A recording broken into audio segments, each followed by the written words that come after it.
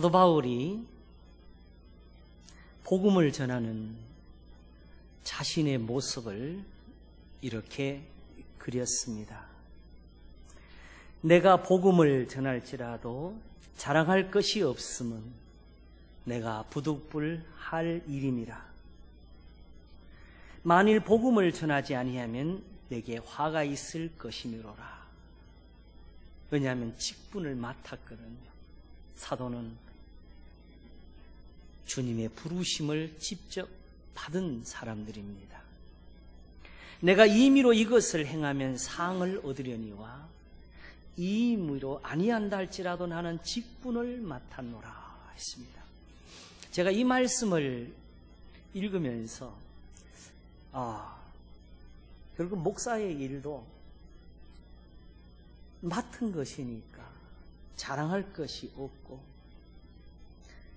부득불할 일이라. 그럼 상을 얻을 게 뭐가 있을까? 했더니 사도가 말씀하시기를 내가 이것을 임의로 행하면 주님은 나를 부르셨는데 나는 거기에 무엇을 더하느냐? 감사합니다.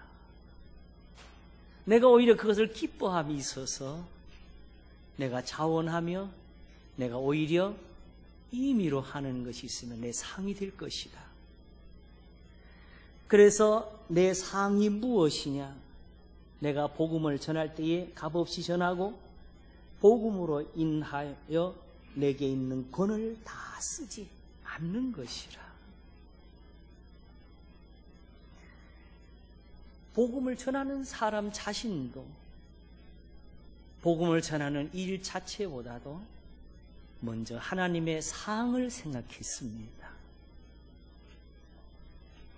그래서 결국 이런 모습이 나오는데, 내가 모든 사람에게 자유하였으나 스스로 모든 사람에게 종이 된 것은 더 많은 사람을 얻고자 함이라.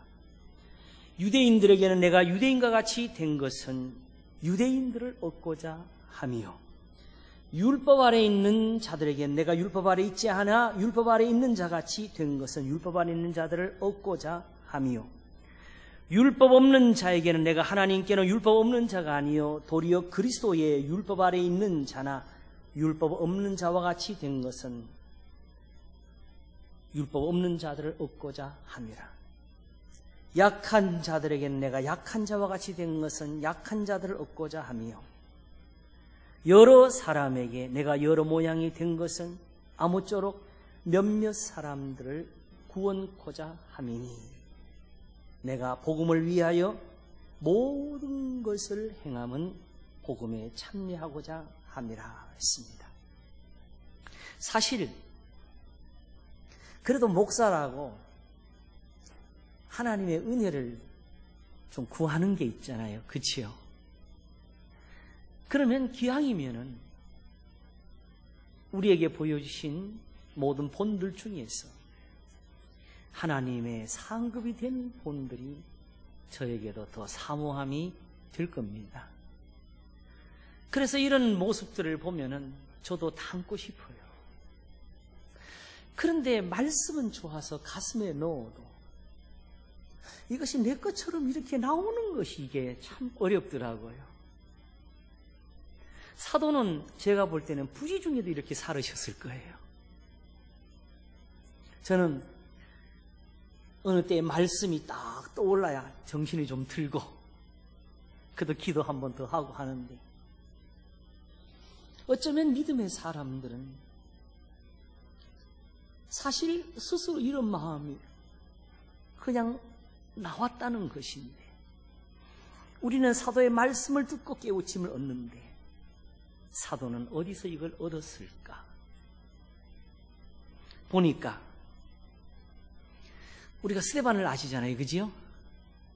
그분이 사실은 돌에 맞아서 죽습니다. 그런데 그 죽는 순간에 무릎을 꿇고 기도를 하잖아요. 주 예수여, 이 죄를 저들에게 돌리지 마옵소서. 저는 볼 때마다 두려워요.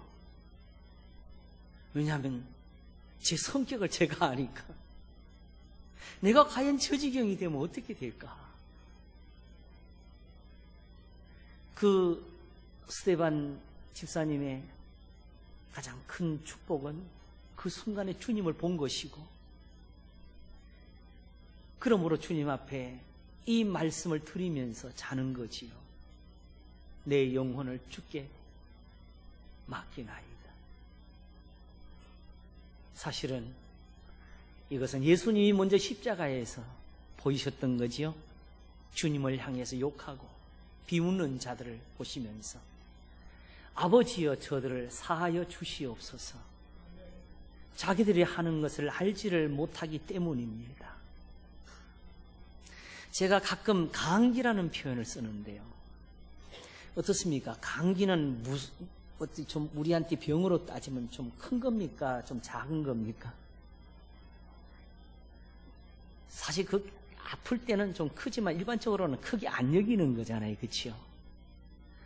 그런데 그 작은 병도 감기라고 그냥 넘어가는 것은 아니고, 그래서 몸이 으스스해지고 골이 좀 아프고 하게 되면은요, 사람이 짜증을 느끼게 되더라고요. 모든 것이 다 귀찮아지고. 그런데 사실 우리는 그냥 주님이니까 십자가에 달리셨을 거라고 생각을 하는데, 주님은 그때는 사람이시잖아요. 사실은 우리가 느끼지 못하는 걸 느끼셔가지고, 우리는 내일 일을 알지 못하니까 사실은 내일 일에 대해 기도하지도 못하는데, 주님은 자기가 이때를 위해 오신 줄 아시고 밤을 새워서 아버지께 기도하시면서 할만하시거든 이 잔을 내게서 옮기시옵소서. 이게 빈말이었습니까? 힘을 쓰고 애쓰고 더욱 간절히 기도하시니까 기운이 떨어지니까 천사가 와서 도와주더라. 천사가 와서 예수님 걱정하지 마세요, 하나님이 다 하실 거, 이런 게 아니고 기도하시라고 기도를 도와주는 거지요. 제자들을 향해서 하신 말씀은, 내가 아버지의 뜻대로 왔으니까 그냥 아무것도 생각 없이 아버지 고맙습니다 하고 이렇게 죽어야 되는데, 나한테도 지금 고민이 있다는 거죠. 내가 지금 고민하여 죽게 되었다.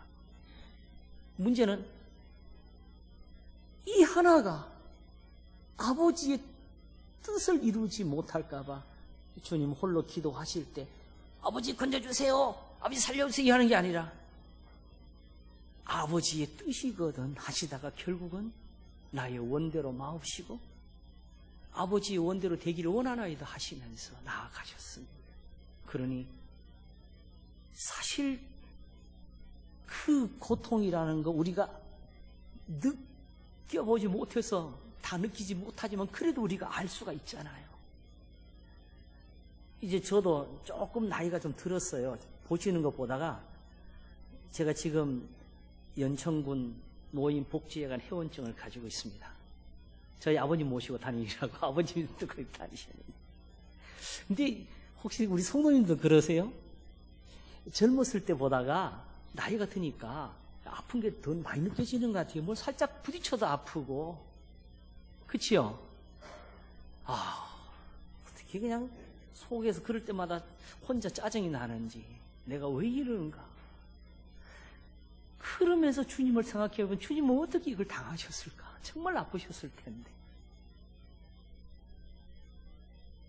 근데 그 순간에 오히려 아버지여 저들을 사하여 주시옵소서. 이 마음은 어디서 오는가? 또 옆에 한 강도가 한쪽에서는 뭐라 그랬든지 당신의 나라에 임하실 때에 저를 생각하옵소서 할 때, 야, 지금 내가 지금 힘들어 죽겠다 이렇게 나올 것 같은 그 순간에 내가 진실로 내게 이르노니 너는 오늘 나와 함께 낙원에 있을 것이로다.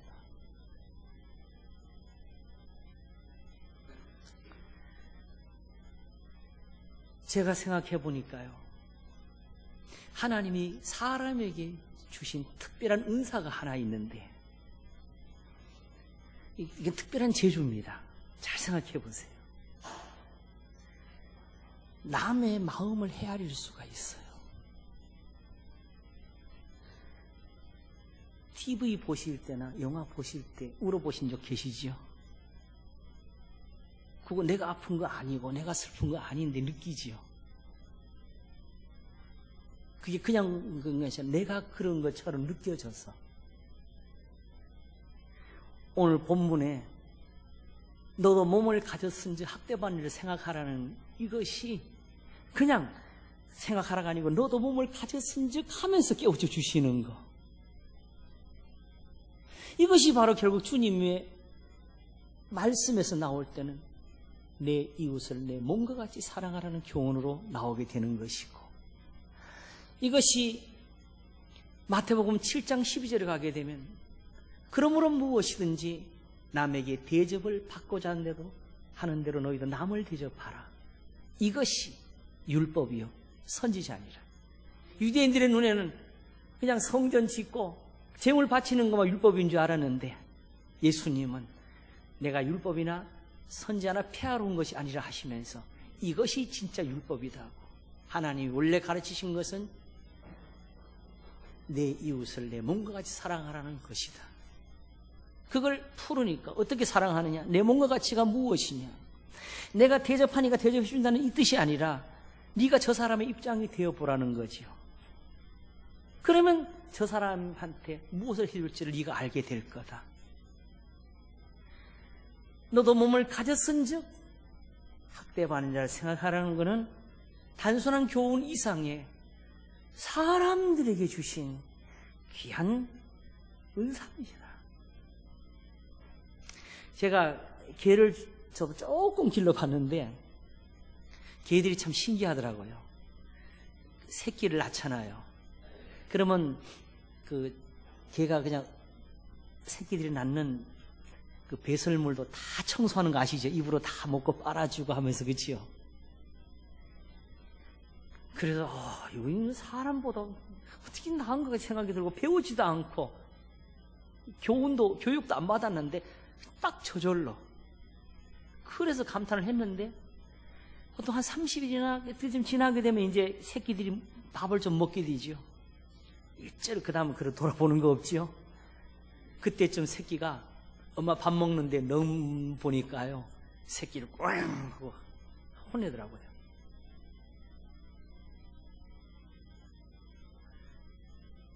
너희도 몸을 가졌은즉 학대만 생각하라는 것은 사실 사람밖에 받을 수 없는 선물입니다. 우리가 사랑이라고 하게 되면은 흔히 연애를 생각하잖아요, 그렇지요?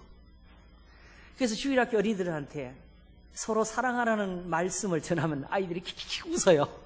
서로 쳐다보면서 연애하라는 줄 알고. 그런데 그 연애라는 것이 우리가 생각할 때 사랑이냐? 연애의 가장 목표는 궁극적으로 두 사람이 결합을 하는 거지요.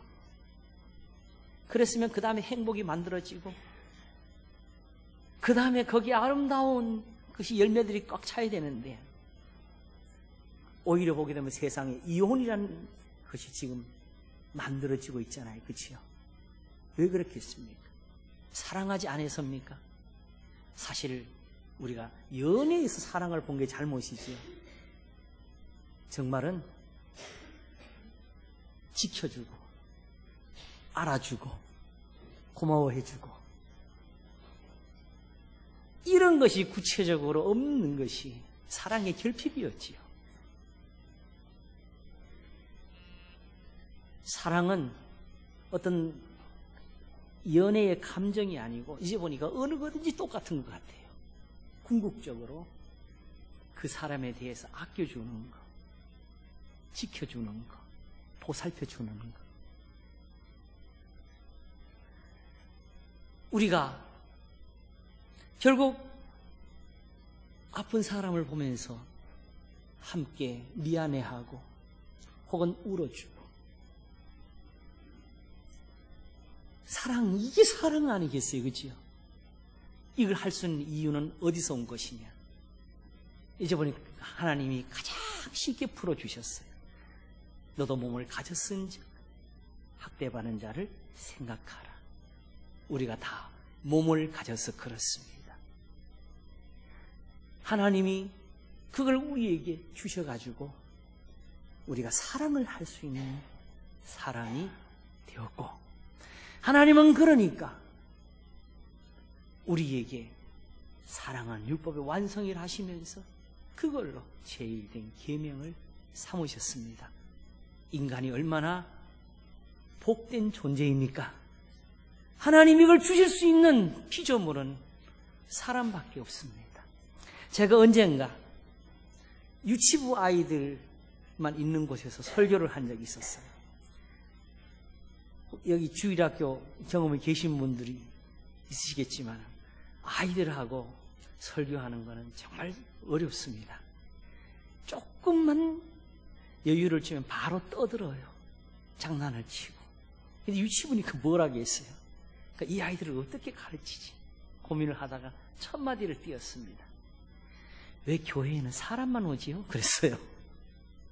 그때 아이들이 딱 듣더라고요. 개도 오면 좋고 고양이도 오면 좋고 사자도 오면 좋을 텐데. 그래서 그러면 사자가 와봅시다. 토끼가 옵시다. 무슨 일이 벌어질까요? 예배가 될까요? 사자가 토끼를 보자마자 밥이다 하고서 막 잡으려고 그럴 것이고 토끼는 난리를 칠 것이고, 또 하나는 그들은 사실은 예배를 모릅니다. 제가 아이들에게 질문을 했어요. 혹시 토끼나 고양이나 이 짐승들이 하나님을 알까요? 그랬어요. 알까요? 모를까요? 자기들끼리는 혹시 모르잖아요. 그렇죠? 그런데 모르는 게 정답입니다. 왜? 그 증거가 어디 있느냐? 우리가 모르잖아요. 우리가 이 복음을 듣기 전에는 몰랐잖아요. 우리가 하나님의 말씀을 듣기 전에는 하나님이 살아계신지 몰랐잖아요. 복음을 듣고 아는 거지요. 그러므로 저들은 하나님이라는 글자도 모르고 개념도 없고 앉아서 찬송도 할 수 없고 기도라는 것도 없습니다. 사람에게만 주신 특별한 선물이 하나님을 아는 거지요. 그리고 이와 같이 하나님이 우리에게 주신 은사는 복음을 듣게 하는 것입니다.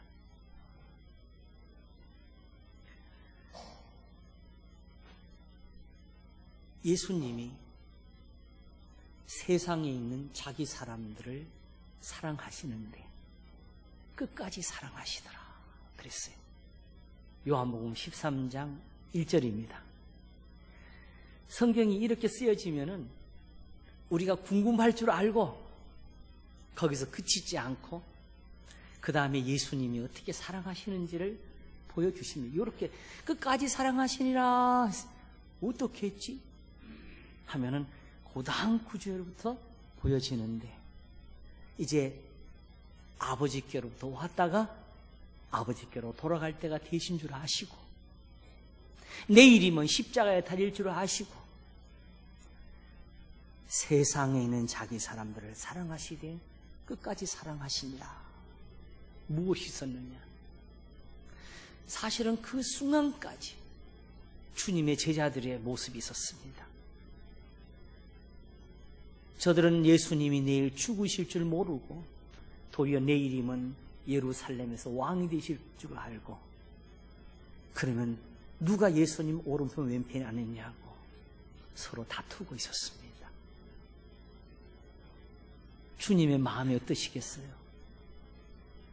이 사람들에게 복음을 맡기고 이 사람들에게 궁극적으로 베드로에게 말씀하신 것처럼 내 양을 치라라 이렇게 하실 텐데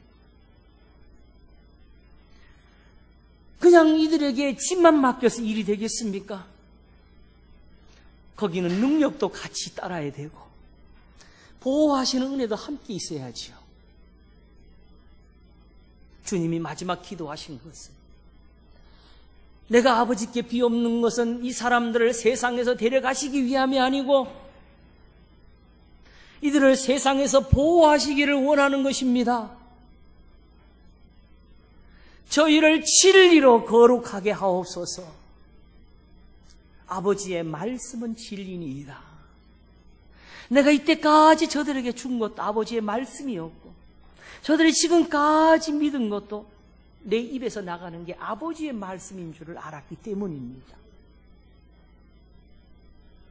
그런데 아직도 주님 마음에 근심이 되는 것은 이렇게 3년을 따르고 보고 들은 제자들이 아직도 자기들끼리는 다투고 있으니까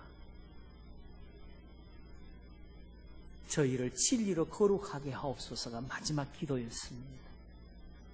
그러므로 아직까지 다 채워지지 못한 진리를 채워주시는데 우리가 아는 대로 대야에 물을 떠다가 제자들의 발을 하나씩 씻겨주셨습니다. 베드로에게 가니까 주께서 제 발을 씻기시나이까 지금은 내가 하는 일을 알지를 못하지만 후에는 알리라 하시니까 절대로 내 발을 씻기지 못하십니다. 예수님 말씀하시기를 내가 너의 발을 씻기지를 못하면 너와 내가 상관이 없느니라. 이거는 안 되지요.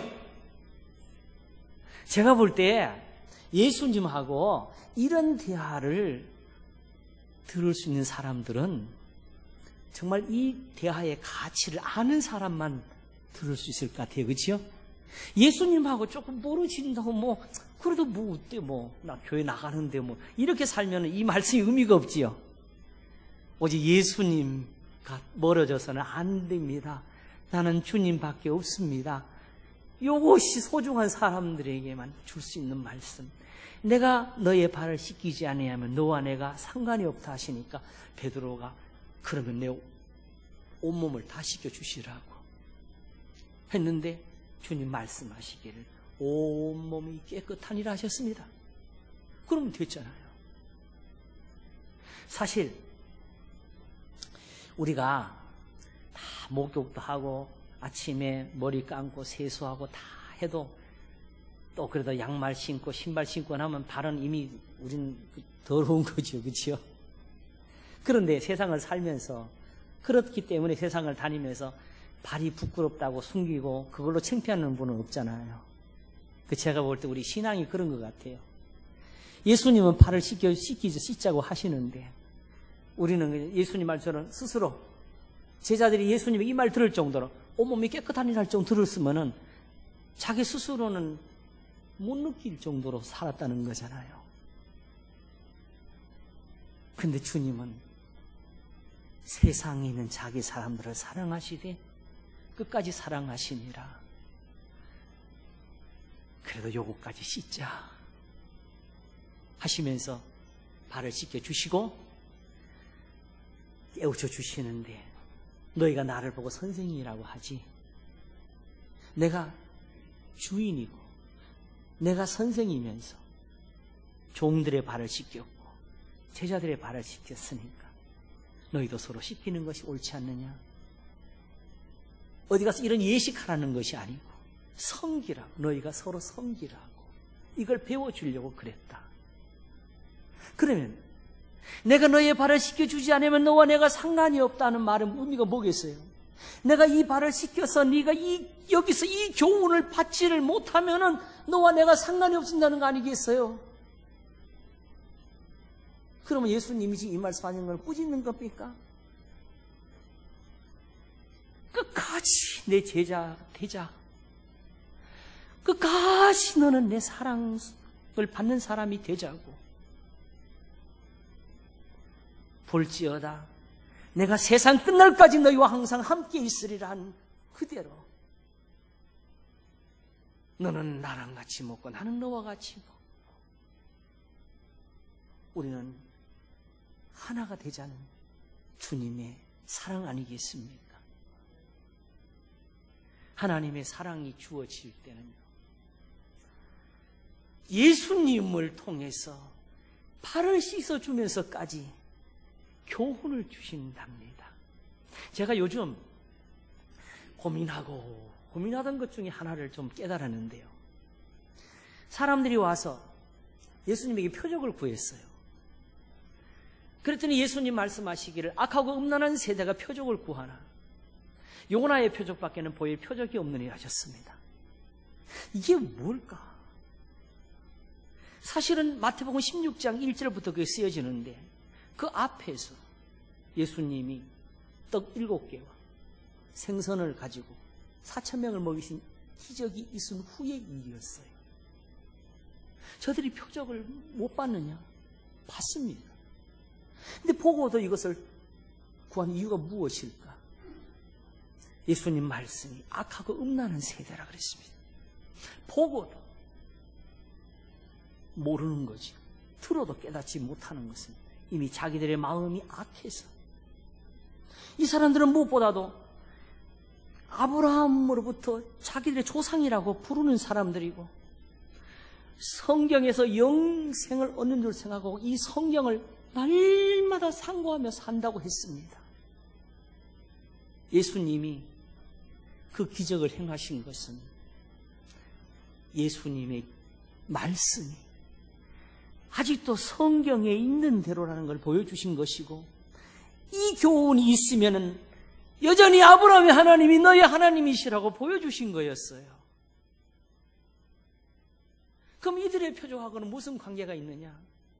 사실은 이들은 말하기를 요한복음 6장에서 우리 조상들은 광야에서 만나를 먹은 나이다. 무슨 뜻이냐? 당신은 5,000명을 먹이셨고 4,000명을 먹이십니까? 우리 조상들은 60만 명이 40년 동안 먹었습니다.